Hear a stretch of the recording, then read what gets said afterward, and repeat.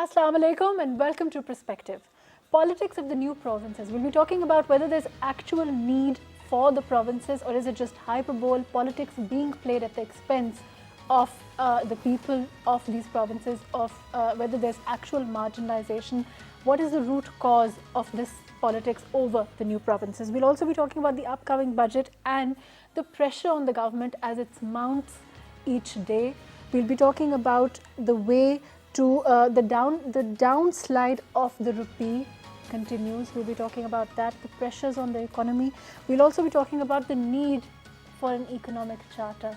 Let's hope we can work towards a solution towards the economy. Are we working towards it? We'll be talking about all of that today. I have with me Ibrahim Khan Saab, who's an MNA with the PTI. Thank you for joining us today. Dr. Zubair Ghori, who's a political analyst. Thank you for being with us. Khan Saab, the way the things are going, certainly, we saw a rising tirade of talk, debate on the new provinces before the elections. Sure. And then, there was some silence, and now it started again. Is it just politics? Do you think there's something more behind it? Your government, of course, has been, advocating, supporting the need for a new provinces, particularly if we talk about the southern Punjab. That has always been one of the issues, and your government picked it up. What's Sure. your take on that? Actually, I am from the south, so I'm the right person to explain the reasons why we are opting for a separate province or, Right. or a new province. The reason is because our share in the government services, our share in the water, our share in the Punjab financial assets, not there.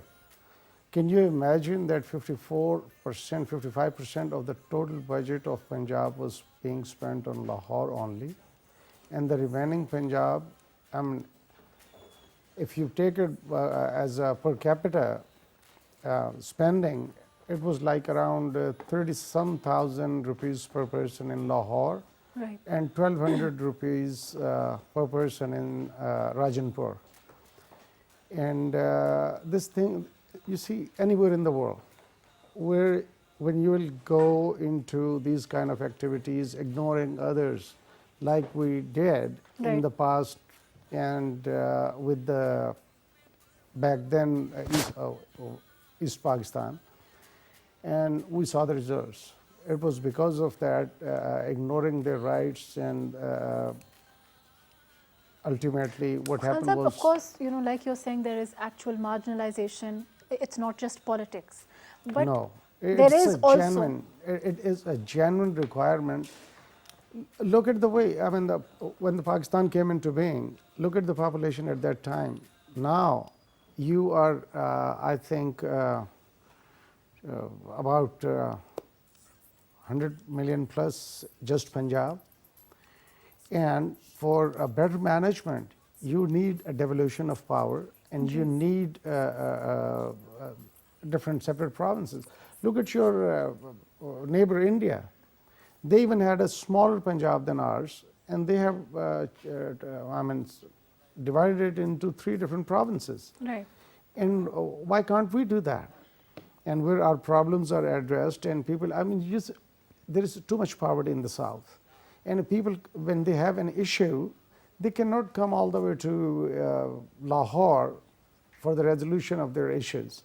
Right. So there are so many other things to it too, and I think this is genuinely is the right cause. And day before yesterday, even in the assembly, we had People's Party on our side saying But yes. after a considerable, gap of this issue, it was suddenly again brought in. Isn't that true?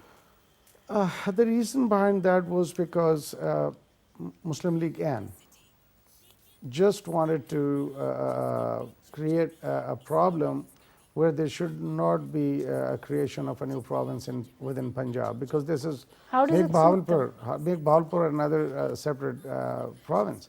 How can you do that with just 3 districts? You can turn it into a, yes, if you go all out the way Qaid-e-Azam Muhammad Ali Jinnah signed a contract with the Nawab of Bahawalpur, then you are supposed to return the whole thing back to them. So there will be just one owner of that place, then he can run it the way he feels like. That is different.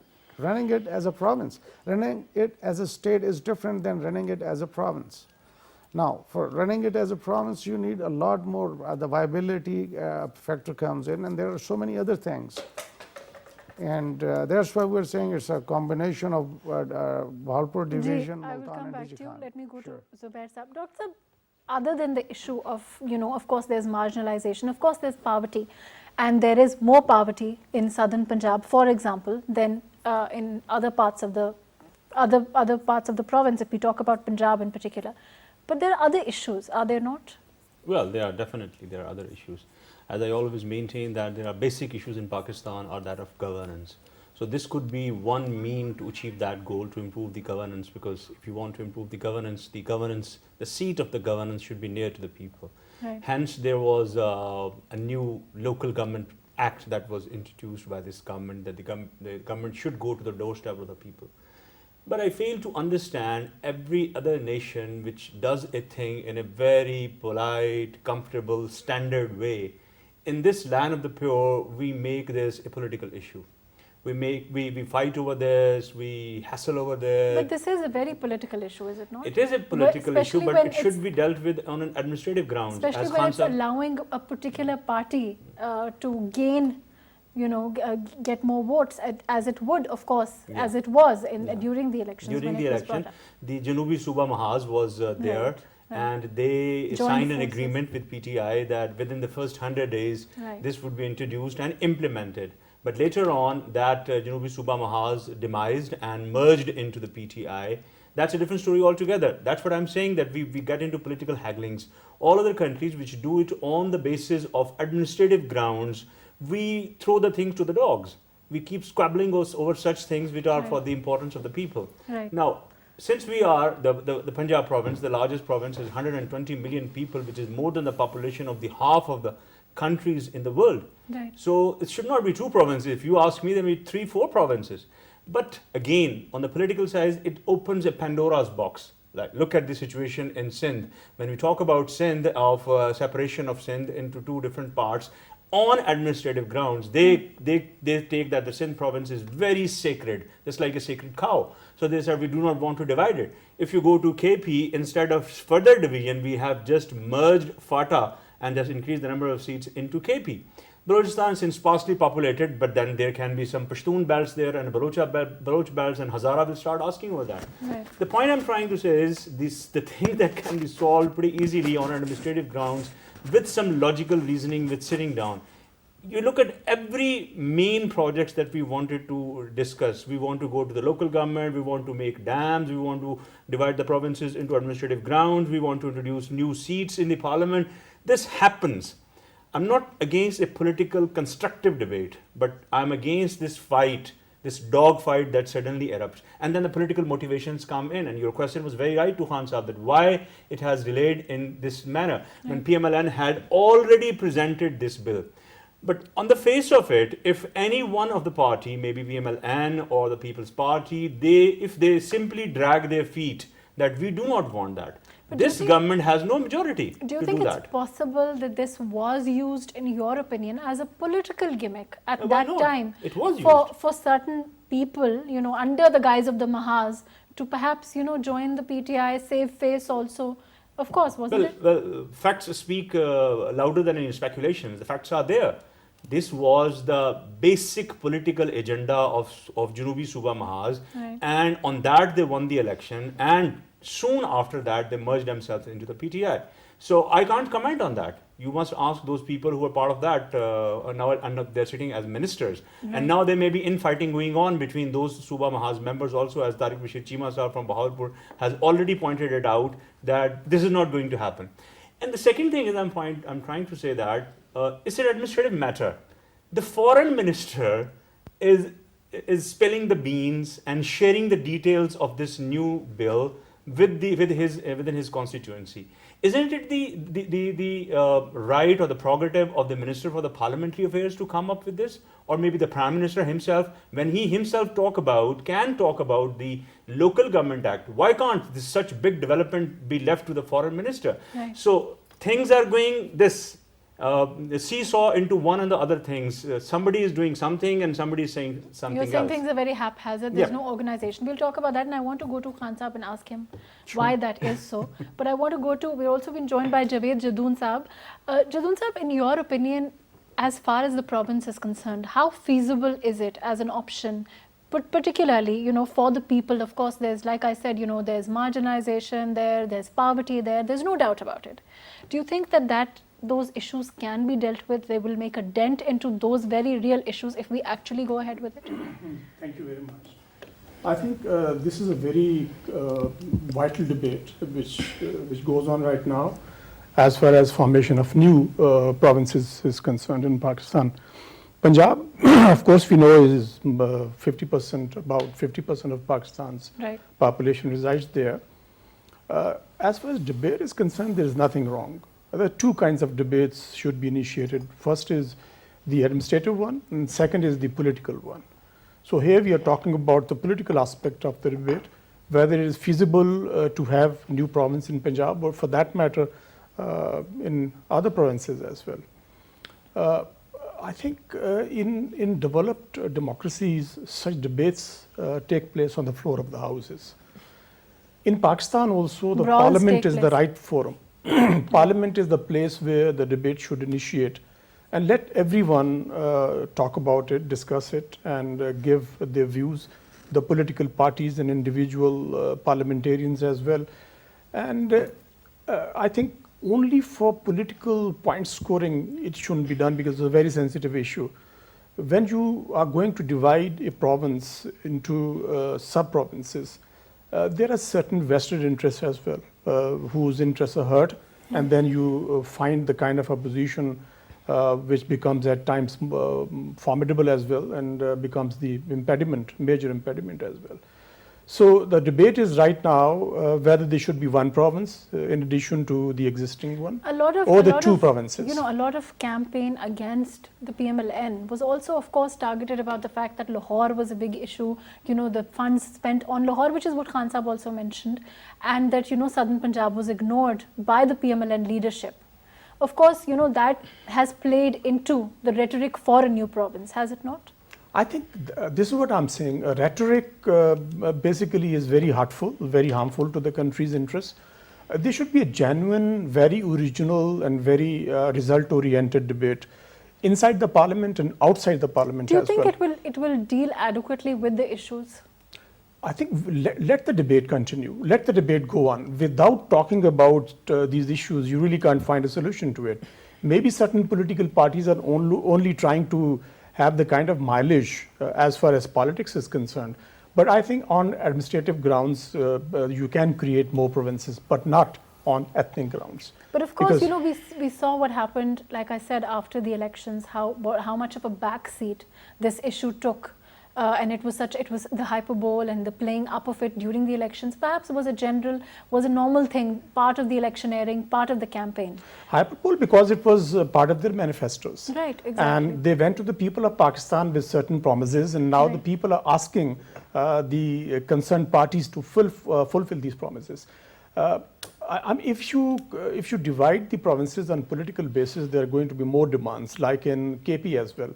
The demand of Hazara province, and even the southern part of KP as well. And in Balochistan as well, the two ethnic communities living over there.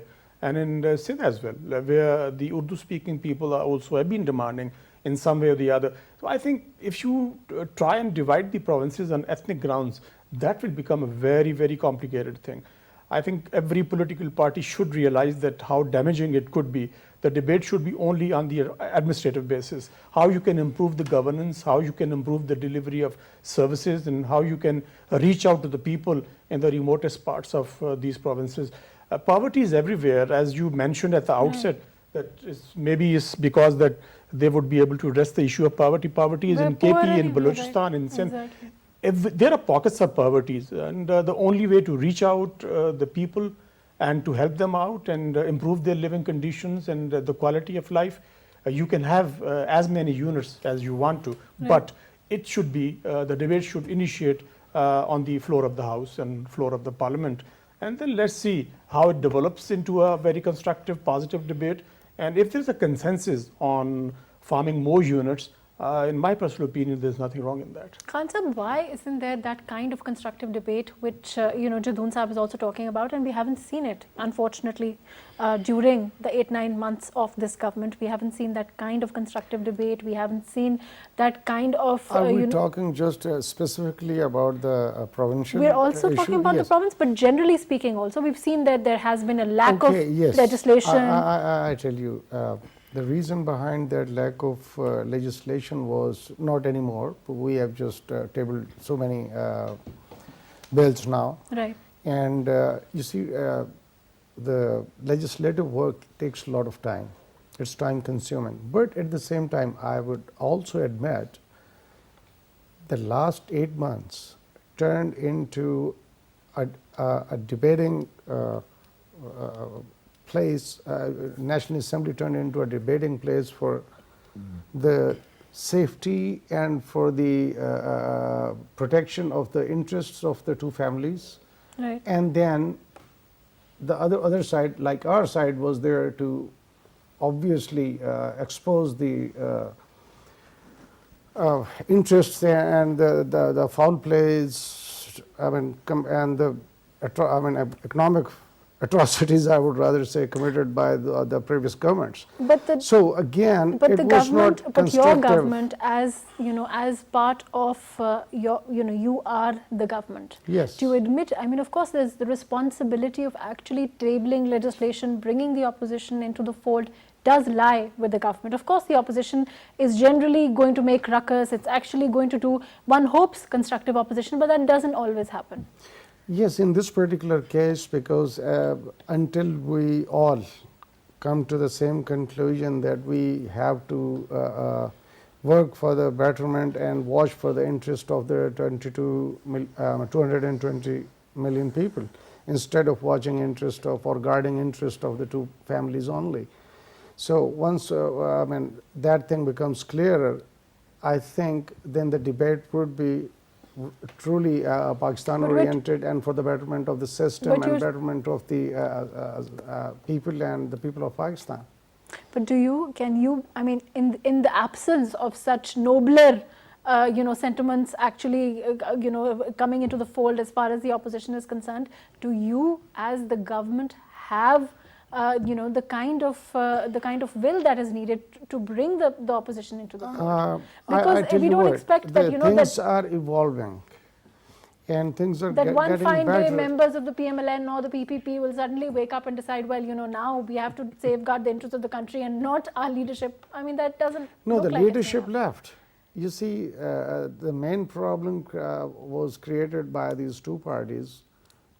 One of them is in jail and the other one left. And I think what I have observed there, the PMLN has taken a back seat for a while at least.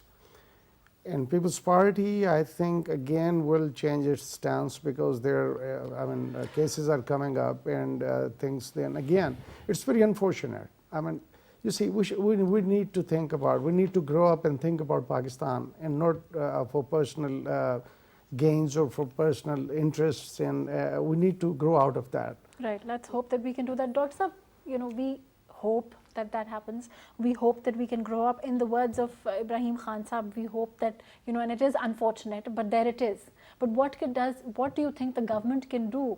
Like I said, they do have a responsibility. We can't close our eyes and say, well, the opposition is being the opposition, so, let's hope that they actually change their minds and let's hope they decide to help us, table more legislation, think about the country. That doesn't happen. Yes. If you look at this issue of making of the new province in south Right. of Punjab, Right. this was started by the Pakistan People's Party government way back in their tenure, which ended in 2013, and they initiated this whole halla gulla about this in the last year of their government. Right. And they said this is the main issue and we are going to do that. For the first 4 years they were sleeping. And PMLN also said that we are going to support that. When the PMLN government came in 2013, they even did not talk about it for their whole tenure. They just, somebody asked the question and they said, okay, we will do something and we are working on it. And now this government is saying that. Practically speaking, if you look at the facts, this government has a very thin majority in the National Assembly and does not have a majority in the Senate. So to change the constitution of a province, it not only needs the two-third majority in the two houses of the parliament, but also in the respective provincial assembly of that province. So it means that you have to have two-third majority, not only in National Assembly, in the Senate, but also in the provincial Punjab Assembly, which this party does not have. Right. So on factual things, when this party is practically at the loggerheads with two other parties in the opposition, this is not going to happen. Now, if you want to get into legislation, then you have to shake hands and come close to the other parties. But the government, on its very stance, it's on the accountability, they are saying that we are not going to let them go free. We are not going to give them any sort of concessions. Right. If we ask them, okay, come for the legislation, then they will ask some concessions on the accountability process also. So this is a kind of a tug of war that is going on at the moment and in the parliament. So if you really want to do some legislation, you have to have some conciliatory process with the You're saying you opposition. have to compromise on accountability. There's no other option for the Prime Minister. If Prime Minister, of course they will want some concessions. Why should they support the government? Why should they? If they want to get that support, they will definitely want some concessions. Before I don't I know go what to concessions Jagmeet, they would want, but they will But definitely on the ask for face them. of it, it seems quite clear the kind of concession So they this would is, want. that's what I'm saying. This is factually not possible that this process will go on. I will go to Jadoon Saab. Khan Saab, will you compromise on accountability? Of course, the Prime Minister has categorically said again and again, Again no. and again, we will not, one. And secondly, when it comes down to the Southern Punjab as a province, People's Party is on the is taking the same ground as we did. Right. 2 days back, even in the assembly, when there was a bill laid down and further progress to be made for the creation of new province. Right. PTI and People's Party both supported that, and only PMLN was the one which basically opposed it. So we can expect more of this in the future, of course. I mean, there'll be We will try surly our opposition. best. We definitely will try our best, because the reason why N-League went into asking for two provinces, Bahawalpur is a separate province, and then South Punjab with two divisions only. Right. The purpose was to create a sort of a chaos where there is no agreement, and finally it again ends up with nowhere. But that's our strategy is that we are, since it's a genuine problem, it's an administrative problem. They're absolutely right. Both of them, have said that it is Right. an administrative problem that we. But it is a question of votes, is it not? I will come back to you. I'm going to go to Javed Jadoon Saab. Jadoon Saab, it's a question of votes, clear and simple. Every time you come closer to the elections, which is what Zubair Saab was also saying, the PPP did it, now we saw it again happening under the guise of an Ittihad. Every time, let's call a spade a spade. This is what happens. Every time there's an election, the issue of Southern Punjab rises up, the Saraikism picks up, there is the ethnic issues also pick up, with all due respect, because of the vote. There is a very real vote. If you look at Southern Punjab, let's talk about, Rahim Yar Khan onwards, Bahawalpur onwards, there is a very real vote bank. And that is why they pick up the issue. That is why political parties pick it up, they use it, and then it's forgotten. That is what's been happening. I think more or less it's the same situation. Because the political parties have been only interested in taking political mileage when the time comes. When they go to hustings, electoral process starts, and then they start talking about these very sensitive issues close to the hearts of the people concerned. But when the time passes, they forget about the promises and commitments they make with the people. I think this is very unfortunate. First of all, there should be no politics on such sensitive and complicated issues. Right. Secondly, if you make a commitment to the people, then you need to fulfill it as well. And you must be seen to be sincerely fulfilling those commitments. Because now, because of the media, the traditional media, the social media, there is so much of a awakening among the people that you can't continue with the lies, and people are not going to buy these lies anymore. But are they not? Javed Sahab, This is what I'm saying. It's not only exception, any particular political party. I think all the major political parties have been trying to play games with the people of Pakistan, and only for their own very petty, very selfish interests. Khan Sahab, It's I about would, time, I I would think. beg to disagree with the honorable participant. Khan Sahab, but what about the other, Javed Sahab, just, let's talk about the 9 months of this government. What have we seen? 9 months of this government with 31 trillion of debt and nothing in place, all institution politicized, and it was chaotic, and we are trying to get the pieces together, and it will take time. It's a mess of 70 years of mismanagement of governance. Right. And you're asking us to handle it within, like we have a magic wand that will just swing it around and the Pakistan will turn into a first, world level class country. Right. Jadon It's sir, not is that. It will take time. How long? Basically, it's not the question of time. It is the question of intentions of political parties. This is what I'm talking about. Right. The kind of debates, every day we see on the media the kind of debates going on. Nobody is interested in the problems of the people of Pakistan. The country of resilient people, over Right. 200 million people of this country are facing myriad of challenges and problems. And who is there to find out-of-box solutions to that? Look what is happening on the economic scene. No one knows what is going to happen when the deal, which has been concluded recently with the IMF, is going to have the repercussions for Pakistan's economy and Pakistan's political system. You need to be very transparent. Let us come, talk about it, debate it on the floor of the House, and let the people of Pakistan know what has been concluded with the IMF. And because of that particular uncertainty, you saw the rupee tumbling yesterday and tumbling today as well. Unprecedented devaluation in the currency of Pakistan. You can't leave your currency at the mercy of market forces and then you say that we are going to recover. It's not a question of 8 to 9 months. It is a question of charting the course of the country.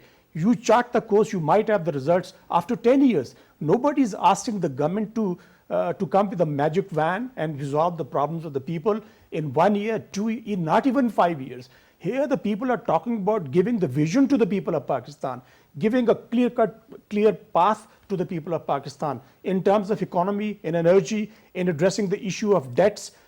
Over 600 billion debts have been added today, only today, when rupee tumbled 5 to 6 rupees. And what are we talking about? You need to have a vision. We talk about the examples of the countries like Malaysia. There was a leader like Dr. Mahathir. We talk about the issue of addressing the challenges. Yes, of course. I'm not saying the current government is not committed. They're completely committed. But look the kind of a mess they created. One economic team changed right at a time when they were going to the parliament with the budget preparations and all that. And then they almost concluded the deal with the IMF, and then the team was changed. And the new team comes in, and again there's a confusion. But to be fair, Javed Sahab, there's also, there was a problem with performance according to the Prime Minister, and he changed it. I mean, why is that so wrong? It's not wrong, but negotiating with the International Monetary Fund is one thing. I'm not saying that it is Prime Minister's prerogative to pick up his team and his team members. Right. But the question is, when it was about to be concluded, you changed the team. Well, that's fine as far as I'm concerned. But now, because of the uncertainty, you need to spell out the details and the conditionalities you have agreed with the IMF. I think this will help in removing the uncertainty and speculatory methods being employed by the I want to go to the currency market. I want to go to you, but I don't want to put you too much on the spot, so I'll go to No, I really wanted to respond real quick. Please. The IMF deal has not been concluded. Let's be sure it's a 2 to 3 steps process. Step 1 is complete, 2 and 3. Once it's complete, we will definitely take the nation into confidence and tell them what we did. And again, but Mr. Khan, it is fueling a lot of uncertainty within, and it is like Javed It's not that. It's the mafia. It's the mafia who's basically has siphoned billions and billions whose and billions responsibility is of that to deal with that mafia? dollars, and they were trying to. Yesterday, we tried to curtail that Right. because they were buying and selling, it's all through illegal source of money. And they know how to when to grab dollars and Right, and if you go in the market today, you can't find dollar. We have I beg to differ here. Ji. Yesterday, the Prime Minister of Pakistan chaired the highest level of meeting and said that the rupee would not be allowed to fall below 43. Today, State Bank itself declared that due to the market forces, we have allowed to slide down to 147. It's just within 24 hours, the Prime Minister's direction has gone to winds. This is the point that we are trying to make.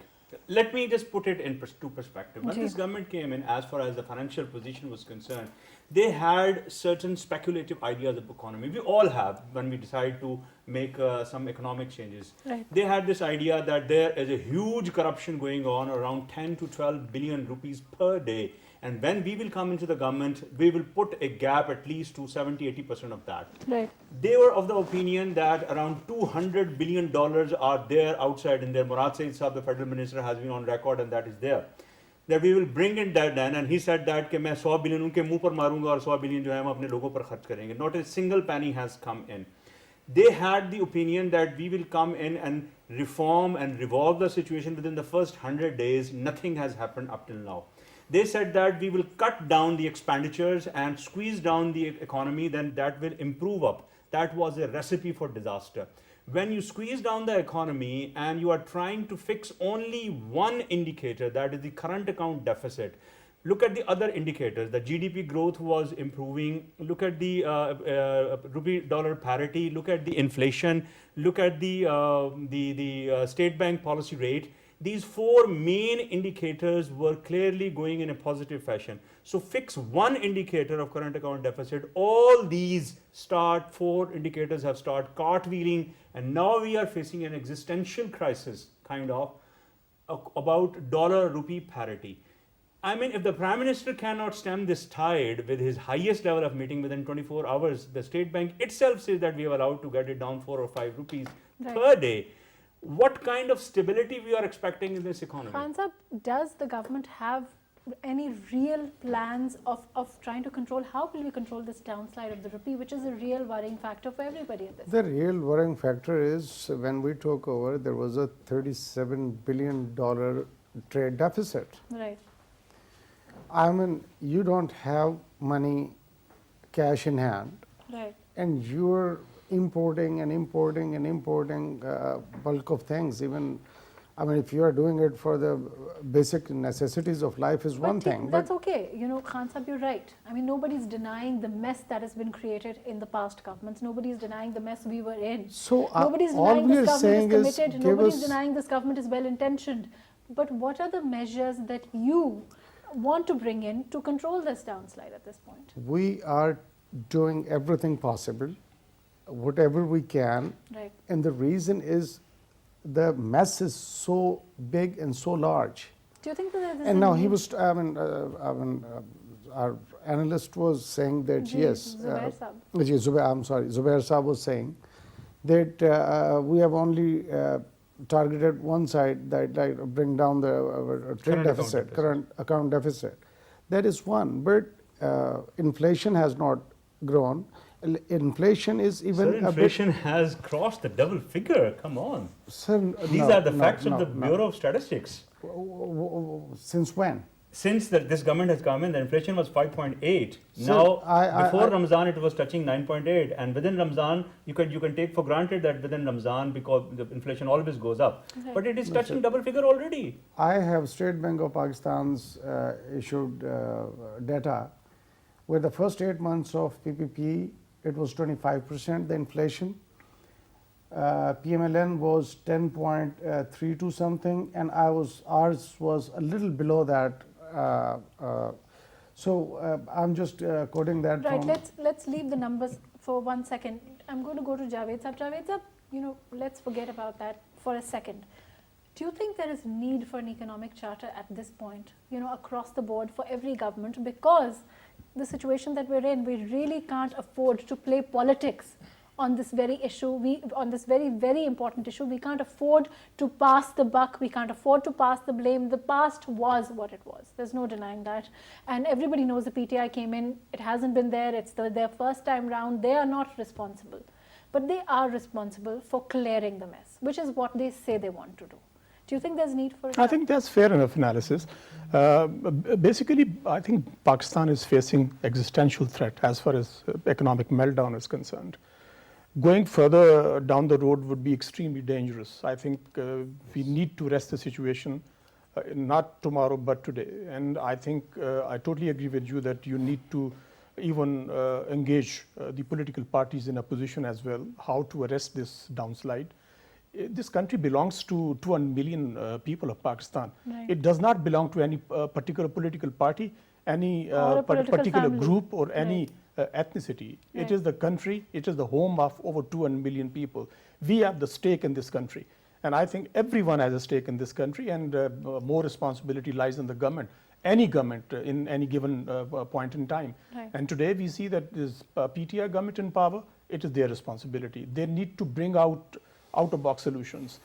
We, as the people of Pakistan, looking towards the government of Pakistan to find the solutions to these myriads of problems. Right. And this particular problem, economy, addressing the challenge of inflation, current account deficit, etc., I think it is the prime responsibility of the government to come up with some solution or the other solution. Do you think with that it one is- team or the other team. Even they want to change this particular team after 1 week, they can do that. Right. But at the end of the day, what we would like to see as the people of Pakistan, what results government is achieving. And now you said the charter of economy, Right.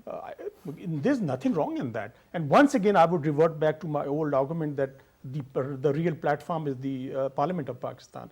If you start debating the issues over there, I think you will find the opposition over there sitting right beside you, and you can engage them, you can get ideas.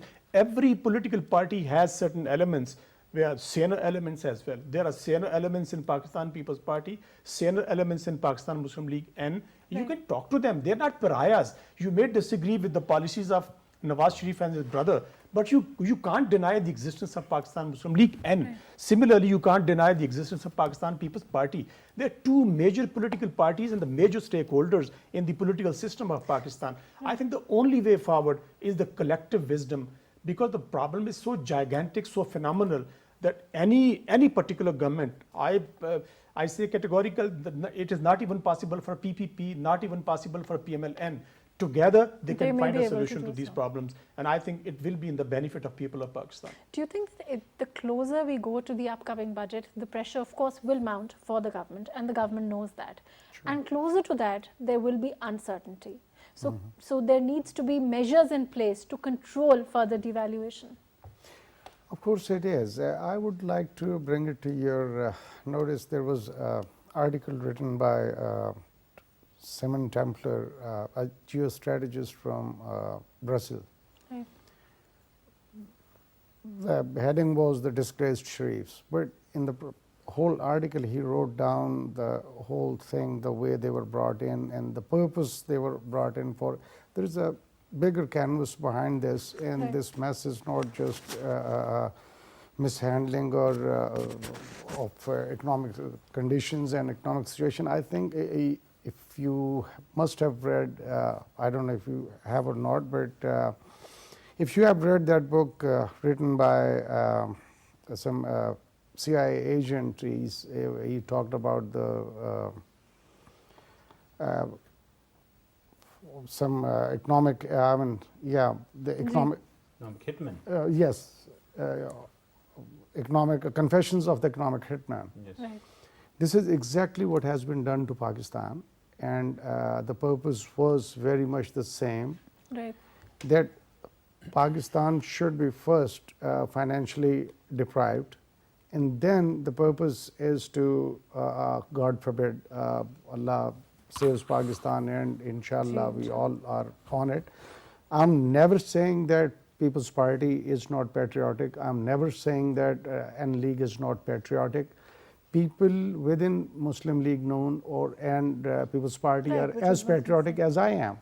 I'm only talking about these two families who have been pinpoint forwarding or taking the agenda of the foreign, anti-Pakistan forces, and they should be penalized. That's where we say that no settlement on that. We will not settle for anything less. Okay, I'm going to go ahead and ask this. Khan Sahab, if it comes down to this, there is a choice. For example, there seems to be either penalizing these two families, which we can all agree, or there's a general, they have been responsible for a lot of chaos because they have been in the government, even if we leave the legalities out of it. And on the other hand, trying to get these two families, which are in fact controlled by these two families, to play ball with the government. The choice really isn't really a choice for the government. Isn't that true? Yes, you can say to a certain extent that they can, but that will be the most unfortunate part, that they were trying to safeguard the interest of two families instead of safeguarding the interest of 220 million Which people. unfortunately at this point But seems to be the case. we will take steps. It's hardly been 9 months. We will take steps where you will see the progress. Another year's time, I personally Do you think foresee that when the we budget will be comes, able there will be to, some relief for the common man? to be very honest, no, under the present circumstances. How can you offer relief for a common man where everything which belonged to the common man has been taken away? Do you think that the government can sustain that kind of negative pressure on itself at this time? Yes, because of our intentions choice. and because of the directions we are really determined to take, and hopefully we will meet that criteria in about another year's time. Right. And we will be able to stabilize the economy, and things will get better. Inshallah, we certainly hope so. Dr. Saab, do you think that the government will be able to take this pressure? Oh, well, they are taking the pressure. They are elected for the 5 years, and they should be allowed to continue, Right. unless something, God forbid, happens, as has been happening in the history of Pakistan. I'm But not it favor will of that. allow, but of course, but it will They allow have the the right. opposition to pick up pace. They have to already picked reunite. up. They Right. have already picked up, and their sloganeering has already been going up. I just want to suggest 3 basic Ji, things to this please. government. A, that please come out of this rhetoric that every other person in this country is corrupt. Right. If there are corrupt people and you have got the proof, just follow them without creating any fear or fuss in the economy, in the market, so that the remaining amount of the money that is prevalent in the economy should not run away. B, the second point is about the philosophy of economy, of squeezing the economy. They have brought down the economy from 5.8% GDP growth to around 3%, 2.9 to 3%. There are 2-3 figures there. And hence, around 1 million people have already lost their jobs, because every 1% of GDP growth means some percentage in job creation. And third, please arrest this downslide of the rupee, because it does mean a lot in the petrol prices. Of When the course. petrol prices will be increasing, then the energy prices will be increasing. The energy prices will be increasing, and that will affect on the working of doing business and the common man. This is one point. You have already allowed substantial amount to 132 to 133, 35 rupees. But this slide is completely uncalled for. As Khan Sahab was pointing out, there are mafias. This is the responsibility of the government to control those mafias. Do not let it down any further. Right. Ji Khan Sahab, before I go to If it was just a mafia in the public, there are mafias in the government sector. Complete all these different, you look at the different departments, the way they have been behaving. It's, but there was talk about structural reform of we are going for that, and he very well said so about the energy. We are looking for the alternate energy resources. right. We are going for opting for solar systems, and 47% of your total electricity consumption is domestic. Now, domestic can be easily converted into solar, okay? And the cost of the solar is way less than the imported oil generated electricity. Right. And there are steps that we are taking to make improvements, but it will take time. Right. And again, there was another point which he also mentioned about this stopping the devaluation, of course, which is a devaluation. huge issue at this point. Yeah, it is. We are really not here to make people beggars. We are here to make improvements and make Pakistan a better place Right. for everyone to live. Right, I'm going to go to And Javed Sahab. Unfortunately, sure. I'm running out of time. Dear Javed Sahab, your comments before we close. My comment is that extraordinary times require extraordinary measures, and I think these are very extraordinary times, and challenges are so unsurmountable that it is quite difficult for the government to go after these challenges and address them. But there's only one way forward, that is with commitment, resolve, and sincerity. You need to speak with the people, whatever is the truth. Tell them. And I think the people of Pakistan are very mature and mature enough to understand, and they will not bother you. But only if you start sharing whatever is happening on the economic front. Sure. And I agree with Dr. Saab that a couple of things you need to go after them, and you need resolve, you need determination, and you need out-of-box solutions, not very ordinary solutions. Right, unfortunately, that's all the time that we have today. Thank you so much for joining us. Thank you for being with us. Ibrahim Khan Saab, thank you for your time. Dr. Zubair Ghori Saab, thank you for joining us. Javed Jadoon Saab, thank you for joining us today.